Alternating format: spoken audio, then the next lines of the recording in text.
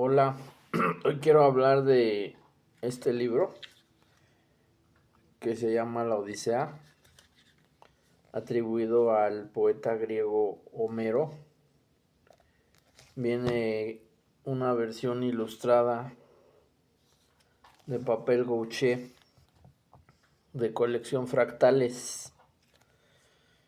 Y bueno, sabemos que la Odisea y la Ilíada pues son poemas popélicos, o sea, de lo que fueron las hazañas de los héroes, y que en un inicio pues eran cantos que se transmitían de manera oral a través de los llamados rapsodas, que eran como una especie de cantores que iban de pueblo en pueblo relatando lo que fueron los mitos, estas historias que hablaban sobre los diferentes dioses y héroes de lo que fue la cultura griega, que fue muy antigua.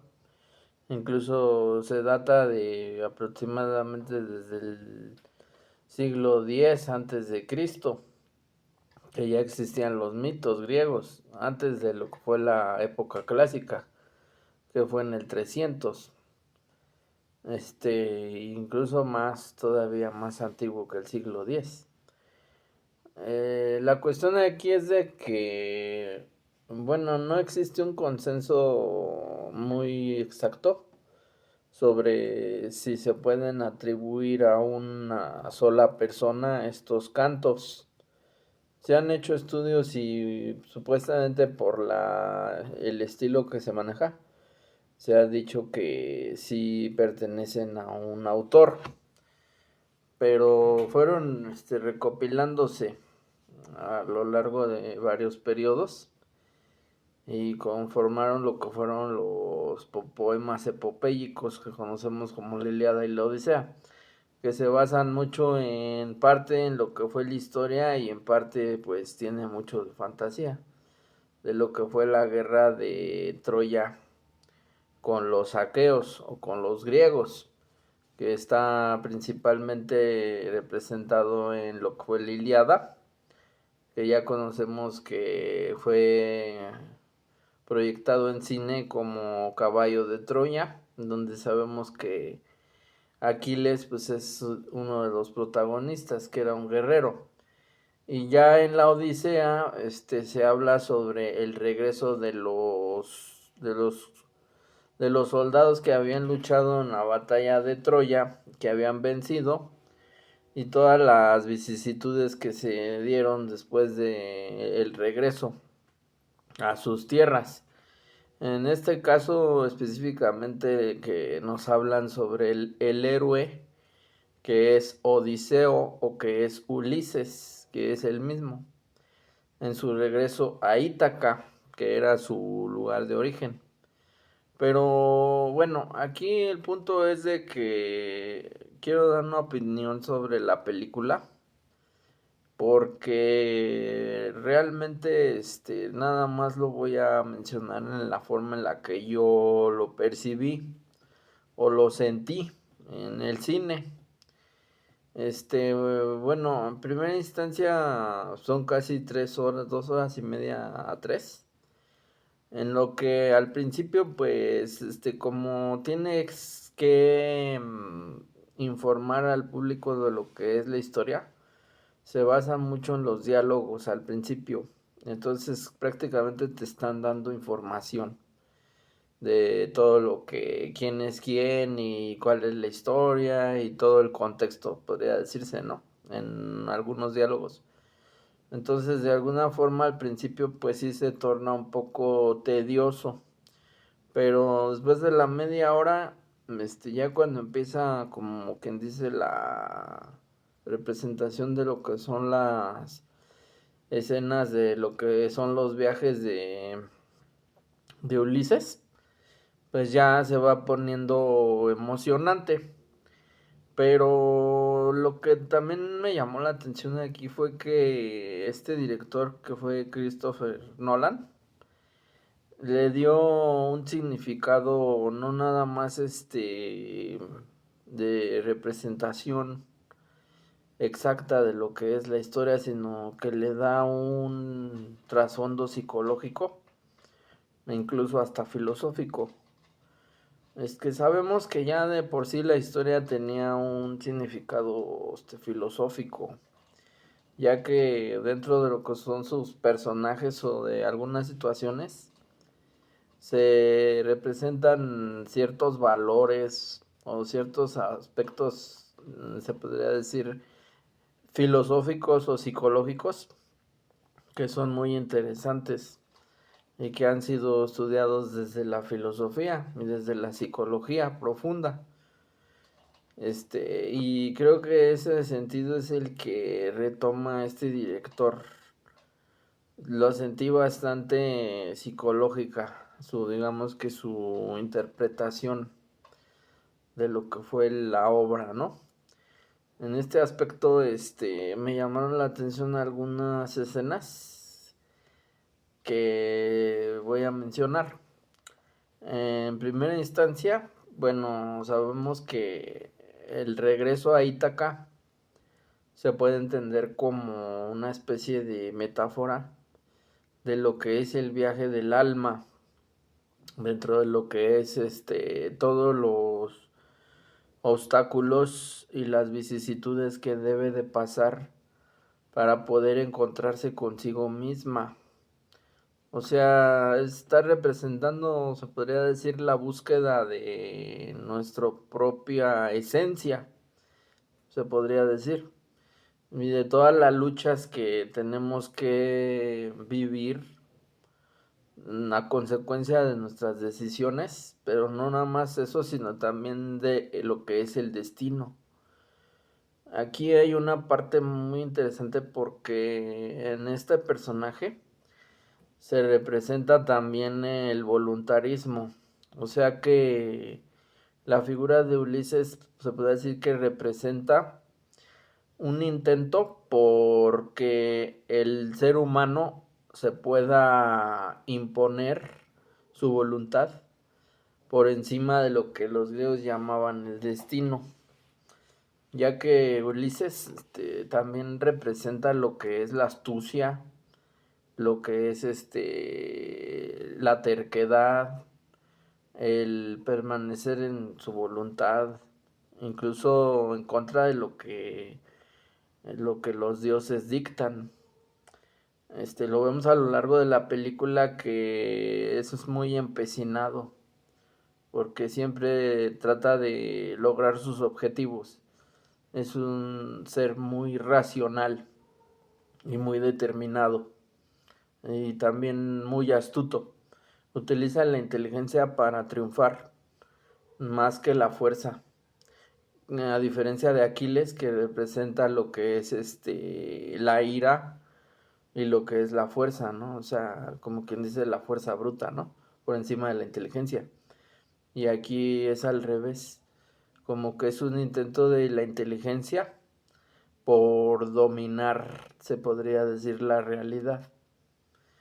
Ajá.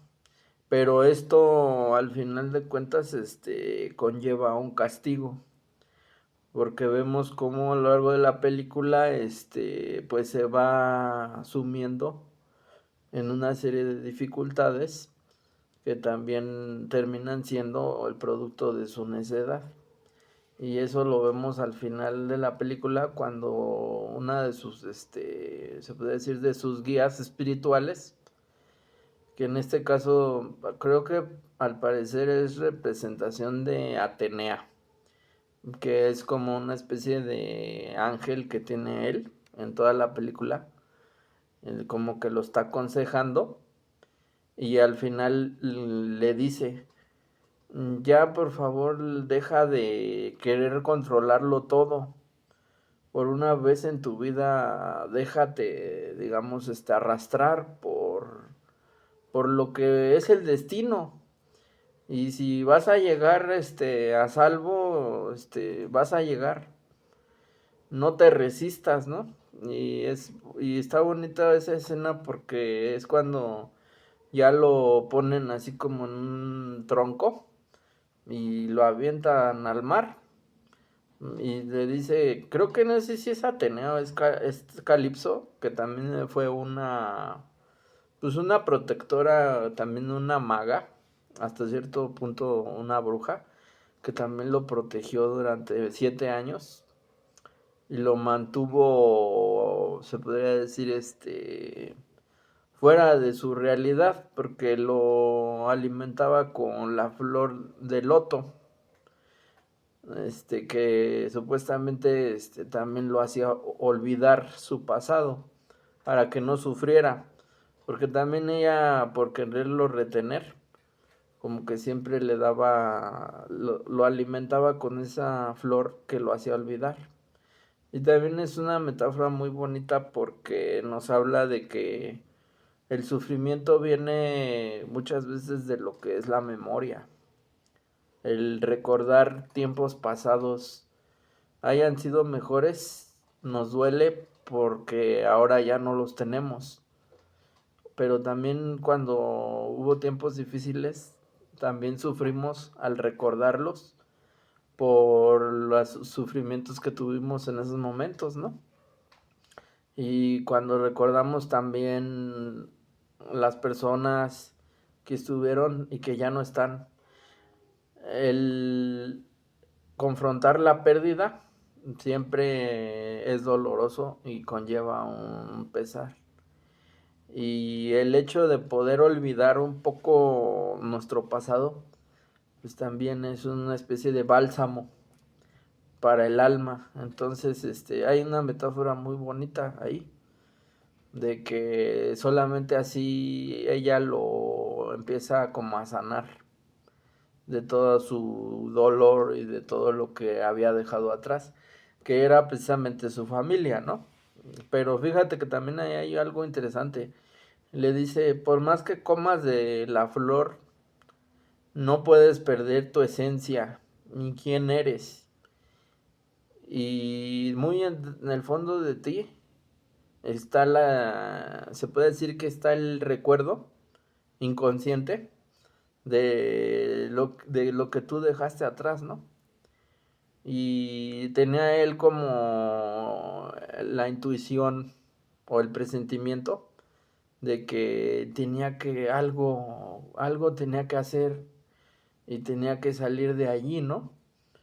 Y llega un punto donde ya es insostenible el hecho de que lo mantiene en el olvido. Y precisamente dentro de lo que son sus sueños, él menciona mucho, no me acuerdo si el nombre de su esposa o una situación que entonces ella le dice que se aferraba mucho a un objeto cuando dormía. Y ese objeto pues era el pasador de su esposa. Y cuando ya se lo enseña, también es muy revelador cómo a partir de un instante y de una impresión que sería de cómo observa el pasador, se le abre todo el mundo, toda la dimensión de todo lo que él, todo el recuerdo, se puede decir, se le viene a la mente, ¿no? Que es pues que era el recuerdo de su esposa, que era un objeto que ella le había dado para que nunca la olvidara, ¿no? Y eso también es muy bonito, ¿no? Como a partir de un objeto se le abre el mundo y entonces recuerda y vuelve, como dice la Calipso, como dice esta maga, pues nunca perdió su esencia, pero sí pudo sanar, se podría decir un poco. Estuvo ahí, digamos, durante tanto tiempo, ¿no? Entonces, a lo que voy es de que tiene varias escenas que se me hicieron muy de contenido psicológico, muy interesantes, como por ejemplo el momento en el que están en el barco y entonces van a pasar por la isla donde están las sirenas. Y se dice que las sirenas, pues quien escuchen su canto, ya no podían, resistirse. Entonces, se abalanzaban y pues, perdían, se puede decir que perdían el control de sí y terminaban, poseídos o esclavizados por ellas, ¿no? Y entonces, él, les indica a sus marineros que, pues que no se quería tapar los oídos con la cera, que quería escuchar y que quería atarse al mástil. Y eso también tiene un significado filosófico, ¿no? Que es que la autocontención como fuente de, se podría decir, de, pues de civilización que ha tenido que tener el ser humano de autorreprimirse para poder controlar una situación y no nada más externa, sino también interna. O sea que la condición de poder controlar la realidad externa es, antes de todo, poder controlar la realidad interna. O sea, ser capaz de contenerse. O sea, ser capaz de sentir las pulsiones y los deseos y no sucumbir en la voluntad hacia su satisfacción, sino ser capaz de reprimirlos. No aniquilarlos, sino ser capaz de sentirlos y reprimirlos. Una forma de autorrepresión que es fundamental en el proceso de civilización. Que somos la única especie que somos capaz de autorreprimirnos con vistas hacia un perfeccionamiento técnico, o sea, moral, en cualquier aspecto, ¿no?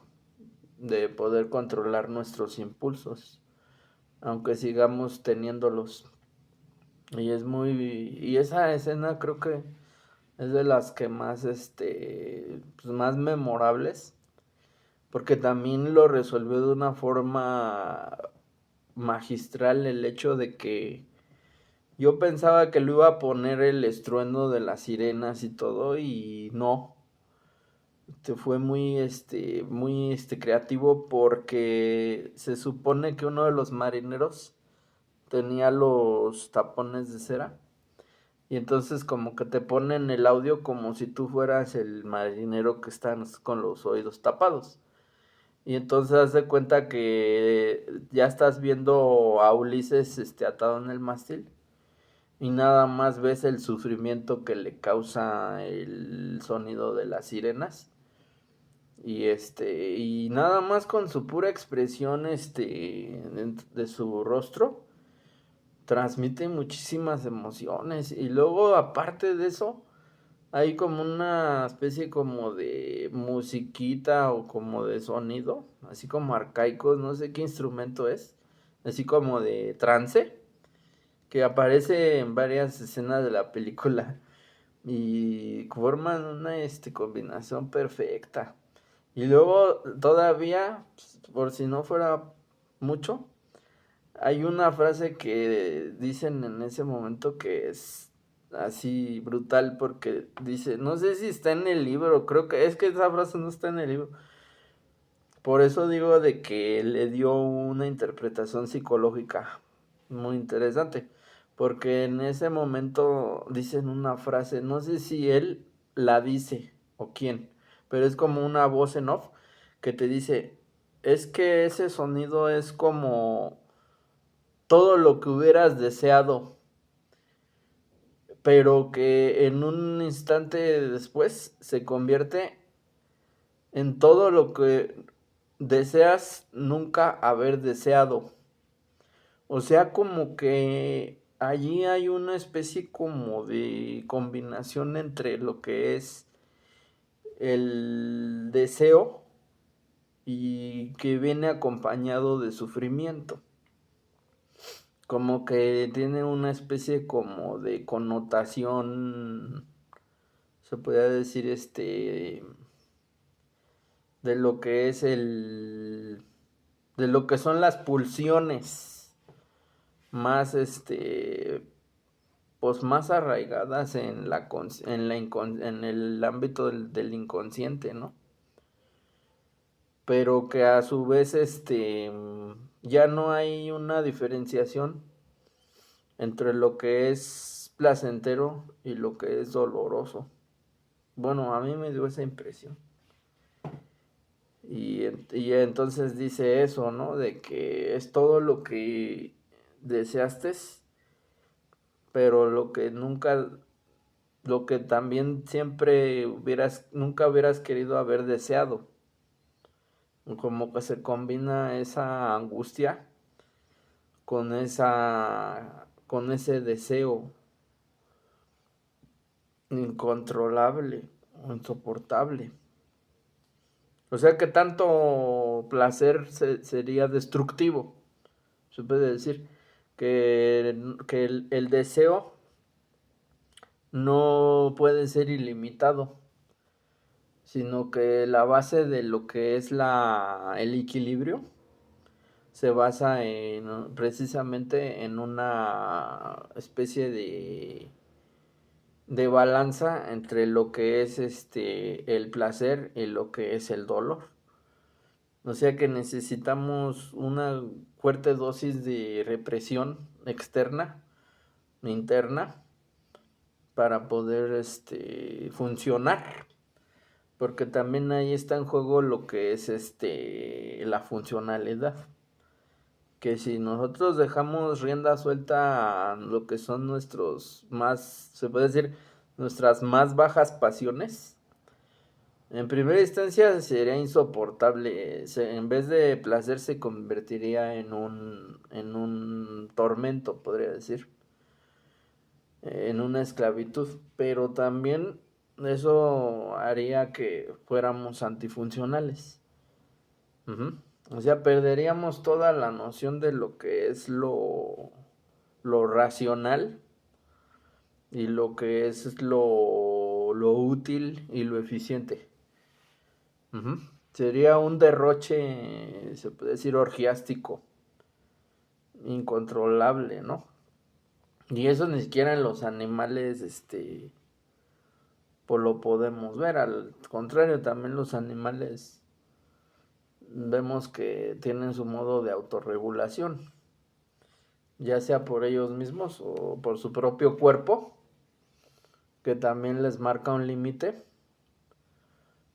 o también por los mismos individuos mismos de la especie, que ellos mismos se regulan, no dejan de que unos agarren más, o si agarran más tienen jerarquías, ¿no? O sea, todo también controlan ellos. Y entonces, bueno, ese sería uno de los puntos que me llamó mucho la atención. Y también, ya para terminar, bueno, pues cuando ya él regresa a lo que fue su lugar de origen, su esposa también, representa la fidelidad y la calma, ¿no? Porque ella también, representa la virtud de lo que es, cómo se debería de comportar una buena esposa, ¿no? Que es digna de un hombre virtuoso como él. Que bueno, ya en lo que fue la historia, pues se puede decir que sí la engañó con la, esta bruja que lo ayudó, con la hechicera, con Calipso. Pero también se puede decir que él estaba enajenado, porque no estaba dentro de sus cabales, ¿no? O sea, como que se puede justificar un poco. Pero ella, su esposa, en todo momento, siempre estuvo fiel, estuvo al pie del cañón para esperarlo, porque ella se supone que estaban tejiendo un telar y había prometido que cuando terminara le iba a dar oportunidad a uno de los famosos pretendientes para que se pudieran casar con ella, ¿no? El que fuera merecedor, de acuerdo a una prueba. Pero ella todas las noches como que hacía la trampa de que descosía los telares para que entonces al otro día otra vez empezara desde cero y con eso los engañara de que pues, nunca terminaba, ¿no? Entonces sí representa la paciencia. Entonces vemos cómo todos los personajes y también las situaciones representan lo que fueron los valores que se infundían en ese tiempo, que fueron como una forma de educación. Antes de que se hicieran las escuelas, así se les educaba a la gente por medio de los mitos. Y no los ponían a leer, sino que los platicaban y se transmitían de manera oral. Ajá, y ya posteriormente se fue recopilando esa tradición de una manera escrita. Y fue que entonces quedaron la constancia de lo que fueron esas grandes epopeyas, que fue la Ilíada y la Odisea. Y fue mucho antes de lo que fue la época de los filósofos. Como que fue una época de guerra que encarnaban otros valores diferentes. Porque ahí no se está vanagloriando la actividad teórica o contemplativa que ya después posteriormente vamos a ver en la filosofía en el siglo III antes de Cristo, sino que aquí se están exaltando valores pues, como la astucia, como la sabiduría práctica, porque también hay que saber que Atenea era la diosa de la sabiduría, pero de la sabiduría práctica, no tanto de la teoría como lo fue después con los filósofos, sino que era como la inteligencia para poder resolver una situación de la mejor manera, una situación práctica, sea de guerra o sea de cualquier oficio o de la vida cotidiana, ¿no? Entonces, pues es muy bonito ver cómo existían otro abanico de lo que son los valores, de lo que es lo bueno y de lo que es lo malo. Que claro, como dicen, somos humanos y nos también algo hay aún hoy en día que podemos encontrar en estos relatos que tienen miles de años. O sea, todavía se podría decir, comunicar mucho de lo que somos.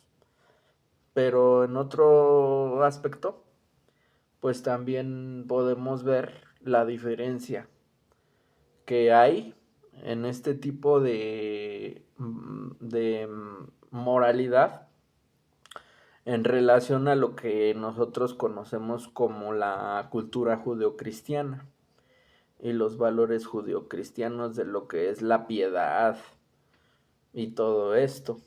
Como que allí se puede decir que estaba más fresca la mentalidad, más hacia lo exterior y más hacia lo que es la virtud, pero una virtud como astucia, no tanto como piedad o compasión como lo tiene el cristianismo, porque eran pueblos guerreros, entonces necesitaban valores que fueran adecuados a su circunstancia.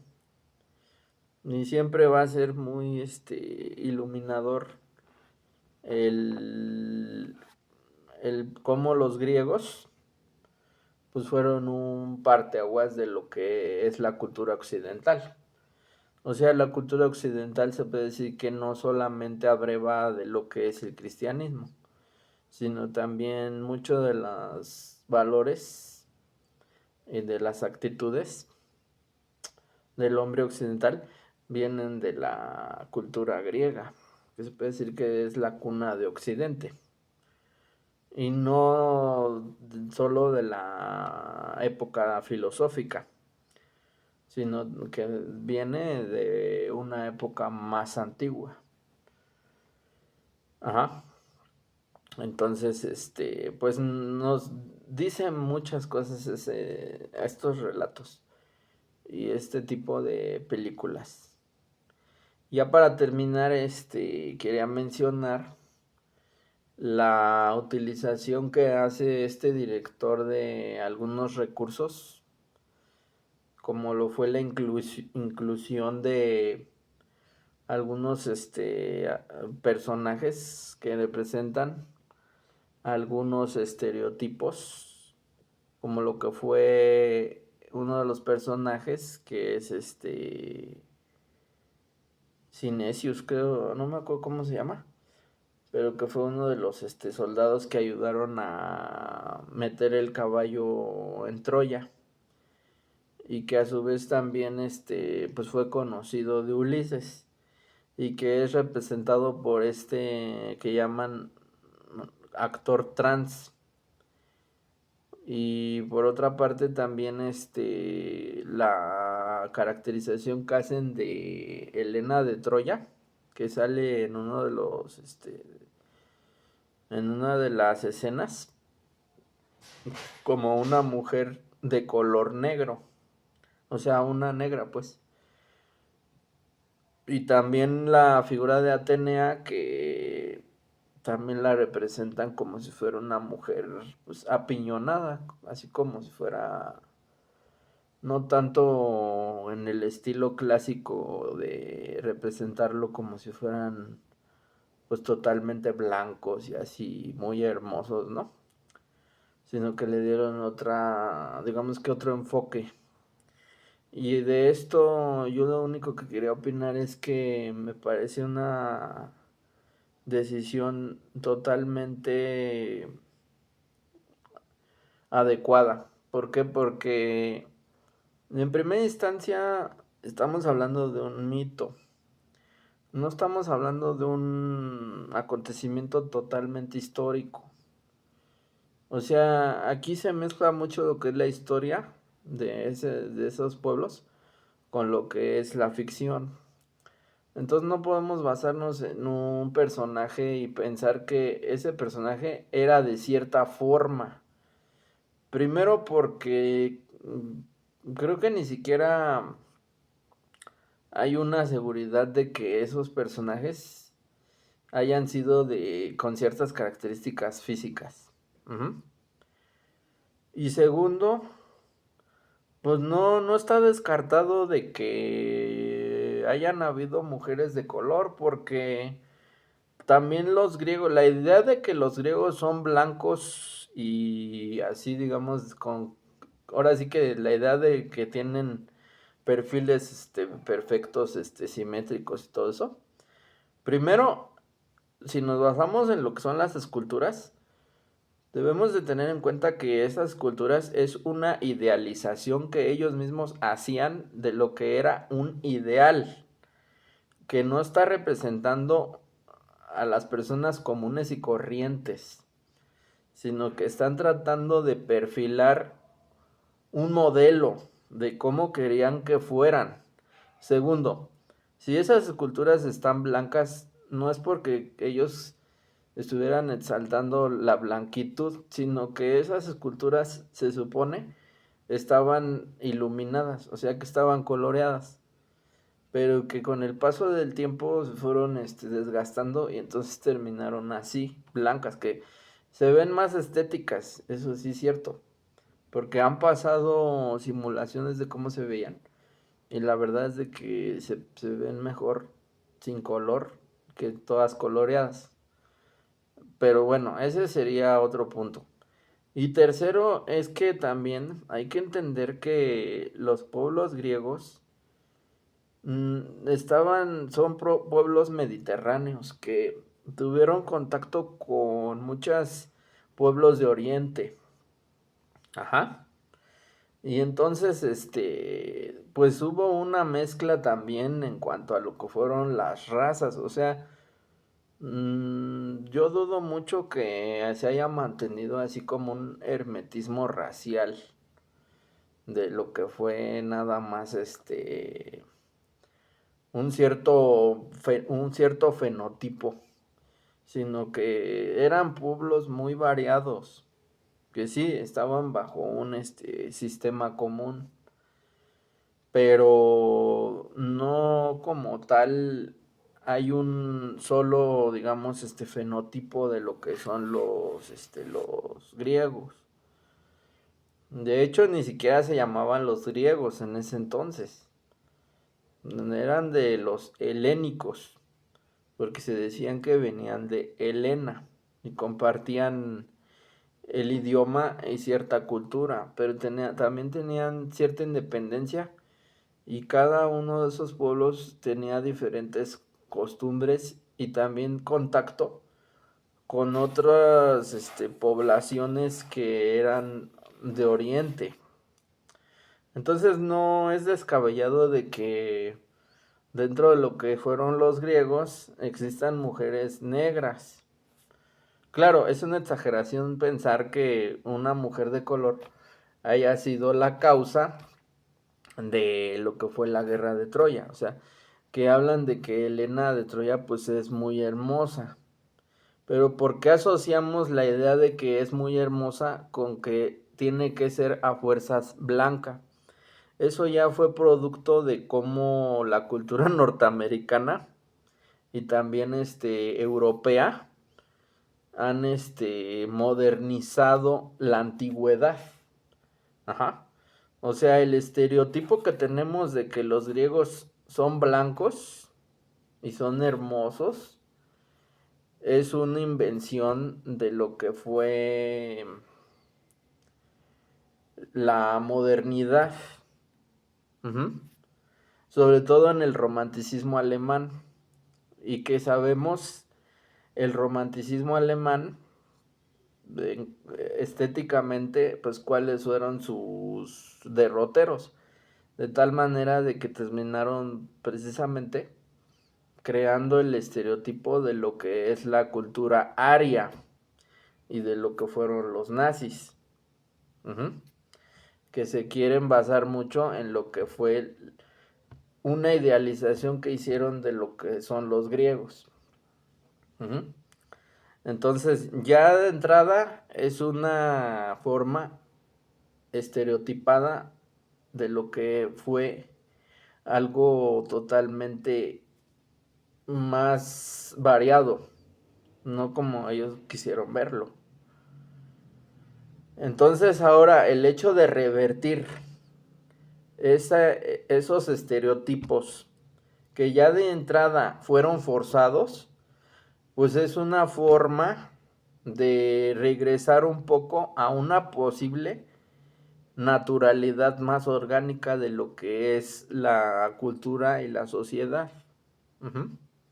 O sea, no descartar que existían personas negras y que también tenían un papel activo dentro de lo que eran la cultura griega, no nada más dentro de otros pueblos.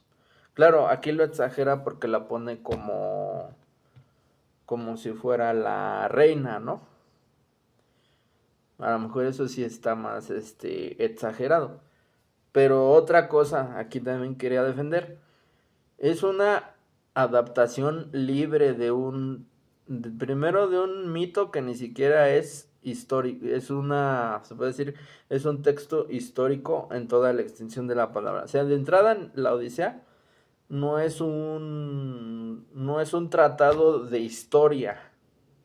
Se puede rastrear la historia a través de estos poemas, pero no se puede tomar al pie de la letra. Ujú. Como si a lo mejor algunos personajes ni siquiera existieron. Entonces, exigir de que se apeguen los personajes de la película a cómo eran los personajes del poema, pues es muy, se podría decir que es muy descabellado, porque no están hablando de historia. Ahora, no está haciendo una adaptación exacta. Ajá. Es una adaptación libre. Porque acuerda que el cine es arte y no nada más es representativo. Claro, hay cierto tipo de películas que son educativas, ¿verdad? Y trata de ser lo más, ceñido a lo que es el texto. Pero es una adaptación libre. Entonces, pues es una decisión, se me hace muy, muy adecuada. Y no decir de que esto es una inclusión forzada.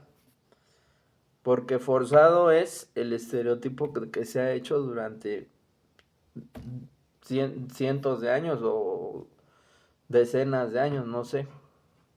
100 años mínimo tenemos con esos estereotipos, si no es que más. Ujú. En donde los blancos son los, se podría decir que son los únicos dignos de valoración estética o de valoración moral, ujú, o de valoración social. Ujú. Hay que revertir un poco también esas narraciones, esas narrativas. No porque es lo woke. Es que hay una confusión con todo lo que es lo woke. Pero eso no es lo que refleja que hay una falta de estudio y de entendimiento. No es porque yo esté a favor del woke, sino que es que hay que saber que esos estereotipos que tenemos en realidad ya están forzados. Entonces hay que forzar lo que ya estaba forzado para, se puede decir, aflojarlo un poco. Ujú. Lo mismo con la figura de Atenea, ¿no? Que también ahí hay una explicación de por qué Atenea es así. Porque esa muchachita no es la representación de Atenea. O sea, ese también es un acierto, podría decir, cinematográfico. Porque el director no le está dando una forma específica a la diosa Atenea, sino que lo está retrotrayendo a la psique de Ulises. ¿Por qué? Porque ya al final se revela que esa persona que representa a esta Atenea era una muchachita que dentro de lo que fue la guerra, ellos habían matado y él la había visto morir. Entonces, como quien dice que la diosa se le presenta a él bajo la forma de esa muchachita que había muerto de manera inocente. Ajá. No es de que esté diciendo de que Atenea es morena. Y es que eso tiene mucho sentido porque es como nosotros, que cada quien vea la divinidad como su conciencia se lo dicta, ¿sí? O sea, cada nosotros tenemos ángeles que nos guían. Y para mí a lo mejor se va a manifestar con la figura de mis seres queridos que trascendieron ya. Y ahí es donde yo voy a ver la divinidad o voy a ver un ángel. Y para otra persona, a lo mejor va a ser su mascota que ya murió, o va a ser su hijo, o va a ser su abuela. Y entonces, ¿quién tiene la forma correcta? No hay una forma que sea la forma que tiene un ángel, sino que cada quien se manifiesta de acuerdo al corazón de cada quien. Entonces, eso es lo que está representado ahí. Ajá. Y ya lo del hombre trans, pues no sé por qué tanto escozor y tanta, o sea, por qué tanta molestia sobre eso. Eso es algo que es irrelevante. Si estamos hablando de actores de primer nivel o como quieras, pues ha sido una actriz o actor pues que ha mostrado capacidades de para la actuación. O sea, por algo está allí. No fue cualquier hombre trans que sacaron del incógnito. Ujú. ¿Y por qué el hecho de que lo haya incluido tiene que ser forzado? ¿No sería también forzado el hecho de no incluir a nadie en trans? Eso también es forzar. Ahora dicen, es que ya todos tienen que tener inclusión forzada. No, lo que pasa es de que muchos años ha habido una hegemonía y un control ideológico de lo que es el cine y todo lo que han sido los medios de comunicación para que solo muestren lo que es lo normativo, de cómo debe de ser la persona. Y eso no es forzado. Eso está más que forzado, pero como se nos ha inculcado que eso es lo normativo, que es lo normal, ahora vemos como forzado el hecho de romper un poquito esos esquemas. Pues sí, es que si no se rompen así, entonces seguimos reproduciendo, se podría decir, esos patrones de control sobre lo que son, cómo debe de ser las personas, ¿no? Yo creo que eso es algo muy sano. Y sí, parece que es forzado por tantos años que hemos vivido en esa normatividad, subyugante ujú, porque por eso se nos hace forzado. Ahora, tampoco dudo de que en ese tiempo hayan habido personas trans. O sea, si estudiamos un poco la historia de la sexualidad en los griegos, tampoco se trata de que todos eran homosexuales, porque también ese es otro mito, de que, ay, es que la homosexualidad era promovida y no sé qué. O sea, también tenían sus espacios y sus límites. Bueno, yo lo he estudiado eso, ¿no?